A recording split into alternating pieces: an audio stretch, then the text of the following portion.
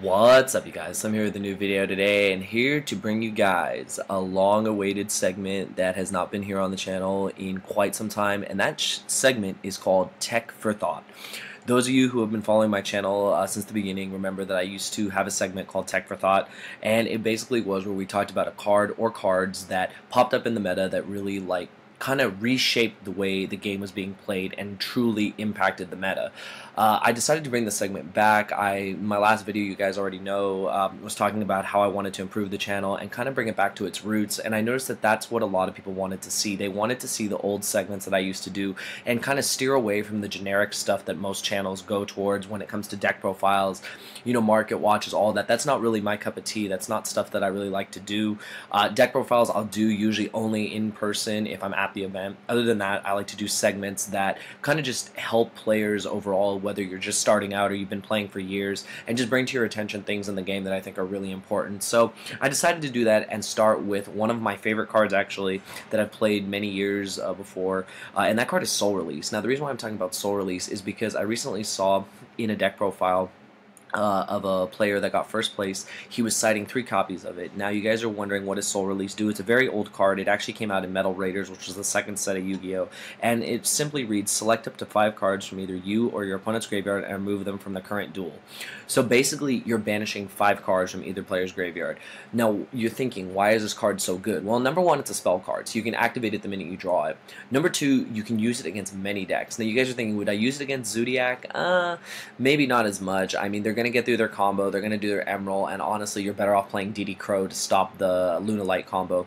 But against decks like Infernoid, against decks like the new 60-card Shiranuis, against decks like 60-card Paleozoic, this card is amazing because you literally just activate it and you just can shut off their entire graveyard. So against, for example, Infernoids, what's the most problematic Infernoid? We already know it's Deviati and Inoku. You can Soul Release them, they're not coming back.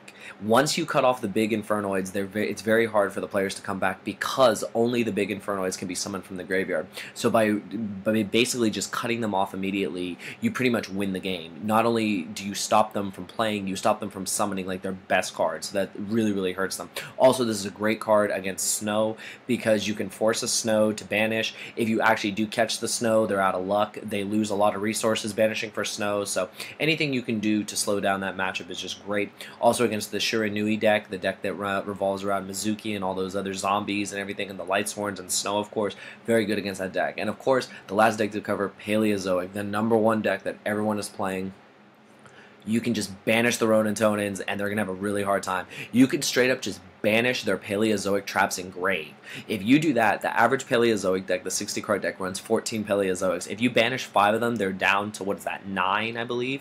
And then if they don't mill them, you're pretty much good to go. If they start doing stuff, you just Soul Release them, they're out of luck. So I think this is a really, really, really good card right now, and I highly suggest you guys test it out. I'm definitely going to test it out on my side deck. We were all used to citing Lancia and Imperial Iron Wall for Infernoids, but this also gives us a much faster option that lets us play going second against those decks, because going second, obviously Lancia is better, but drawing Imperial Iron Wall going second kind of sucks. So by having Soul Release, not only can we just smack it down on the board, we can start to cut them off from resources. I think that's really, really solid in this meta. But yeah, that's the first episode, you guys. If you guys look, you won't find any of the old Tech for Thoughts, you won't find any of the old back in the days. I'm going to bring all those segments back, starting fresh, and I hope you guys really do enjoy them.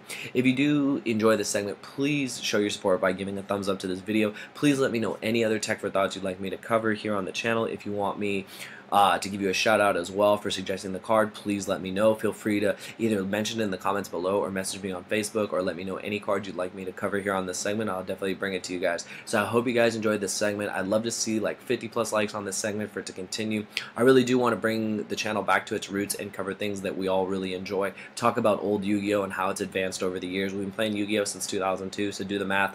We're at plenty of years and plenty of decks to cover and plenty of cards to cover. And it's really cool that an old card from Metal Raiders, the second set of Yu-Gi-Oh! Could still have an impact in today's meta in 2017. But anyways, I hope you guys enjoyed the video. Be sure to give it a thumbs up, and thank you for watching.